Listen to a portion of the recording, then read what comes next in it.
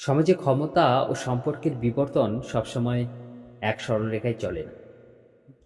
কখনো কখনো যে আশ্রয়ের হাত বাড়িয়ে দেয়, কালক্রমে সেই আশ্রয়দাতার অস্তিত্বই বিপন্ন হয়ে পড়ে নতুন শক্তির দাপটে। এই জীর্ণ ইটের দেয়াল এবং তার খাঁজে বেড়ে ওঠা বিশাল বটগাছের এই চিত্র আমাদের সমাজের এক বাস্তব সত্যকে চোখের সামনে তুলে ধরেছে। বহু বছর আগে এক চিলতে ধুলো আর বৃষ্টির আশ্বাসে যে ইটের দেয়ালটি এক ক্ষুদ্র বটচারাকে নিজের বুকের পাঁজরে আশ্রয় দিয়েছিল, আর সেই দেয়ালটি বিলুপ্তির পথে। চারাটি আজ বিশাল শরীরে রূপান্তরিত হয়েছে। তার বিশাল ডালপালা ছড়িয়ে গেছে আকাশে, শিকড় ছড়িয়েছে মাটির অনেকটা গভীরে। কিন্তু কিন্তু এই বিশালতার মূলে যে জীর্ণ দেয়ালটির অবদান ছিল, আজ তার কোনো চিহ্নই প্রায় অবশিষ্টই নেই। বটগাছের বিশালতা আজ এতটাই প্রকট যে সেটি তার জন্মদাত্রী দেয়ালকে গ্রাস করে ফেলেছে। এটি কেবল প্রকৃতির নিয়মই নয়, বরং আমাদের বর্তমান সমাজের এক গভীর প্রতিচ্ছবি। যারা একসময় নিঃস্বার্থভাবে সাহায্যের হাত বাড়িয়ে দেন, অনেক ক্ষেত্রে দেখা যায় ক্ষমতাশালী হওয়ার পর সেই উপকারভোগী ব্যক্তি আশ্রয়দাতার অস্তিত্ব মুছে ফেলতে দ্বিধাবোধ করেন না।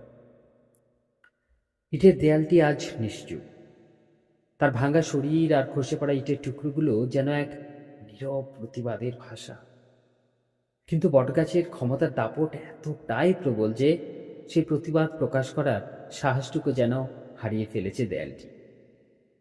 দেওয়ালে ফিট ঠেকে যাওয়া সাধারণ মানুষের মতো সে আজ শির দ্বারা সোজা রেখেও কুঁকড়ে আছে এক অজানা বটবৃক্ষের সতর্কবাণীতে।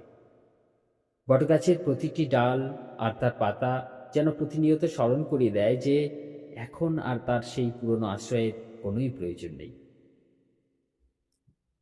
লোক দেখানো কৃতজ্ঞতা ও শিকড়ের রাজনীতি সবচেয়ে অদ্ভুত এবং বেদনাদায়ক বিষয়টি হল বটগাছের এই ছদ্মবেশ।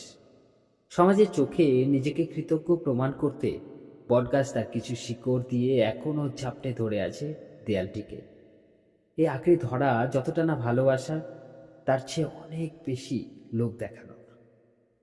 যেন বাইরের জগৎ মনে করে যে বটগাছটি এখনো তার পুরনো আশ্রয়দাতার প্রতি কতই না ঋণী, অথচ ভেতরে ভেতরে সেই শিকড়গুলোই দেয়ালটির শেষ ভিত্তিটুকু কুড়ে কুড়ে খাচ্ছে। বটগাছ আর ইটের দেয়ালের এই সম্পর্ক আমাদের মনে করিয়ে দেয় যে ক্ষমতায় আসীন থেকে যখন কোনো ব্যক্তি অন্ধ হয়ে যায়, তখন সেই উপকারের ইতিহাস ভুলে যায় এবং আশ্রয়দাতাকেই নিজের প্রতিপক্ষ মনে করতে শুরু করে।